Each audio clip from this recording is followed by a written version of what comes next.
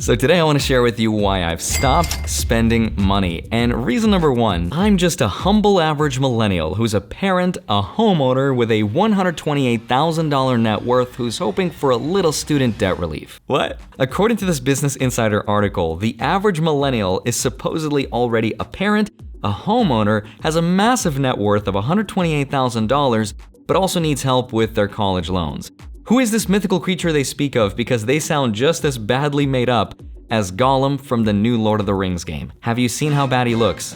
They did him dirty. But this is a true story directly from the article. They say the average millennial makes between $52,000 to $62,000 a year, but they also say the average millennial has $127,793 to their name. Now their explanation for this is kind of interesting. They say millennials ages 35 and under have a lower average net worth of $76,300. It's the older millennials that are contributing to that higher average, because those aged 35 to 44 have an average net worth of over $436,000. Sounds perfectly accurate. The article also claims that the average millennial owes something like $40,000 in student loan debt, and digging deeper, I found out that that's not that far from reality.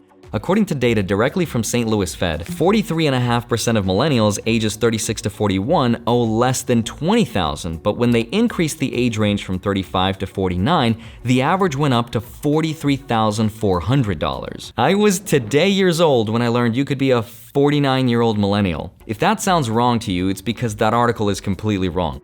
The oldest millennials are those born in the year 1981, which means today, in the year 2023, the oldest millennials would have to be 42 years old.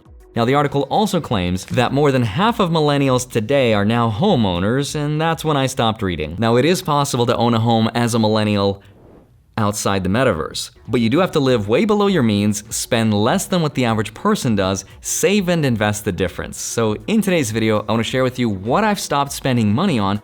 I also want to share with you some of the more interesting spending habits of the millionaires. So let's get into it. Hi, my name is Andrei Jikh. Hope you're doing well. Come for the finance and stay for the "but Graham made this video already." And this is true, he has, but I haven't. And also, he didn't show you this one trick they don't want you to know. I went ahead and I drew a $100 bill, because if you can dream it and draw it, you can make it legal. See? I learned that trick from Jerome Powell directly from the Fed. Papa bless. So the main reason why I stopped spending money is because I wanted to learn the habits of becoming a millionaire. Now, if you're a millionaire, that puts you in the top 1.1% of the entire global population. And if you live in the US, you have probably at one point or another dreamt of becoming a millionaire. That's also because so much of our influencer/hustle culture talks about it. But what's interesting is that the millionaires we see on TV and in movies are nothing like what they're actually like in real life. Studies show that people that become millionaires are people that typically don't like to spend a lot of money, they're mostly self-made, and they didn't actually make a lot of money throughout their careers either.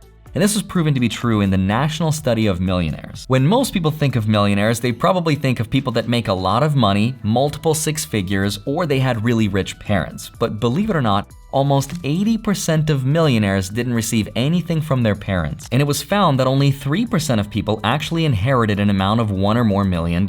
In fact, 8 out of 10 millionaires come from a middle-class family or even lower than middle class. It has not been easy for me. And, you know, I started off in Brooklyn. My father gave me a small loan of $1 million. And when it comes to incomes, a lot of the millionaires they studied also didn't make a ton of money throughout their career. Only 15% of millionaires had a senior role within their company, but the majority of millionaires, the top 5 jobs were found to be in fields like engineering, accounting, teaching, and managing. They also found that a third of millionaires never even made more than $100,000 a year in any given year throughout their entire careers, which is super inspiring. So studies show that if you want to become a millionaire, it comes down to 2 main things. And the first one is, you gotta learn how to count cards. Once you learn how to do that, you gotta hit the blackjack tables and start counting, like I'm counting on you to smash the like button. I made that up. It actually comes down to saving and investing, so let me break that down. When it comes to investing, according to that same study, 3 out of 4 millionaires said that consistently investing over a long period of time is what contributed to their overall success. And it's also why I'm super excited about today's sponsor, MooMoo. MooMoo is a free stock trading app originally born in Silicon Valley. Their parent company is NASDAQ listed, and there are two main features of MooMoo that I really like that makes investing so much easier. First, if you're like me and you are not a morning person, you can try their full extended hours trading feature with the ability to place, change, and cancel orders 24 hours on a trading day. You can easily find this feature by picking your favorite stock, scrolling down, finding the intraday tab, clicking that, and there you can select exactly what you want. And second, they offer free level 2 market data. Now, most brokerage apps don't offer this for free, but MooMoo has you covered. As soon as you open a brokerage account, you can get access to this information. And this data gives you more detailed specifics about the market's buying and selling interest, allowing you to make more informed trading decisions. And if you sign up using my link down below, new US users can get up to 15 free stocks, 5 when you deposit $100, plus an additional 10 free stocks when you deposit $1,000, and you'll also get an additional $100 cash reward toward buying more stocks. But if you want to go the extra mile and deposit $5,000, you can get a full free stock of either Google or Tesla. And new Australian users can get up to 10 free stocks, 3 when you deposit any dollar amount, plus an additional 7 when you deposit 2,000 Australian dollars. Also, make sure you maintain your account balance for at least 60 days to collect your rewards. Go check out MooMoo, let me know how you like them. Thank you, MooMoo, for sponsoring this segment of the video, and now let's get back to it. Now, when it comes to spending, most millionaires tend to spend less than what the average person does, and that gives them that much more to invest the difference. For example, the average millionaire will spend $412 a month on groceries versus the average American family, which will spend $647 a month. That means non-millionaires will spend over 50% more on food than millionaires. Also, 75% of millionaires never carried a credit card balance in their life. They were also found to spend less on going out to eat. The average American family, for example, spends $280 a month on restaurants, while the average millionaire spends $267, and with coupons, the average goes down to $222 a month. That's probably because they don't shop at Whole Foods and they don't buy organic food, because it's all a lie designed to get your money. Now, when it comes from personal experience, discount codes are everything. The one thing I've stopped spending money on is the full price. Sounds crazy, but anytime I check out, if I see a discount code, I will spend an ungodly amount of time tracking down a discount code. I don't care how small it is, even if it's 5%. If it saves me money, I feel good about it. And I know you could say, Andre, your time is so much more valuable than a few dollars. And that's true. I think it's a disease. Or $1 million habit. Here's a trick that I learned that will give you a discount on almost anything you buy online, Amazon not included. If you're not in a rush to buy something, here's the trick. Make an account with that online store. Make sure you get your discount for doing that, because a lot of them will offer something. But even if they don't, all you have to do is put the thing you want inside your shopping cart, and for most online stores, that will trigger a sale sequence. Meaning, if you don't check out for a couple days, they'll send you an email reminder. After a week, they'll send out another reminder. Now, this might take 2 weeks, maybe a month, maybe 2 months, but most online stores will have some sort of a sale sequence that at some point will trigger an email offering you a discount. Most companies figure that if you've abandoned the idea of checking out, it's better to sacrifice a profit margin of 10% than to not make the sale at all. Pro tip. Now, personally, I've never been someone who enjoys spending money, and I think I tend to spend less than what the average person does. And that started way back in college. In 2009, my first year, there was a much higher expectation of going to a university than there is today. And that's probably thanks to the wealth of opportunities with things like Uber and Lyft and Etsy and Airbnb and selling your feet pictures on OnlyFans, aka being a footrepreneur. But at the time, growing up and seeing my immigrant parents struggle with credit card debt, I saw firsthand just how quickly $20 to $30 monthly payments could add up and impact our family.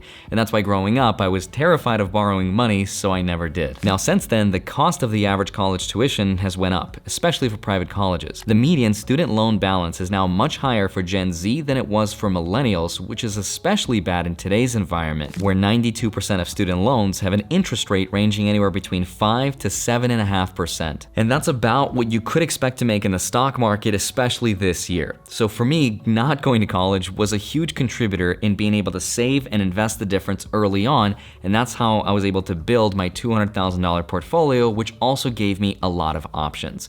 But I'm also not saying that you shouldn't go to college. In fact, studies show that most millionaires do have a college degree of some sort. Another thing I never really like to spend money on is something Kevin O'Leary would probably disagree on, and it's expensive clothing, especially designer clothing with a brand. I don't care to show off how much money I have by wearing all the clothing that has all those fancy brands, especially because a shirt that costs $200 and a shirt that costs $30, the quality difference is very small. I know some people would argue otherwise, but for the price of one $30 shirt, I could buy almost 7 of those for the price of one fancy shirt.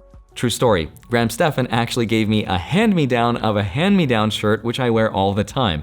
His shirt was actually given to him by Jason Oppenheim from Selling Sunset, and it didn't fit him, so he gave it to me.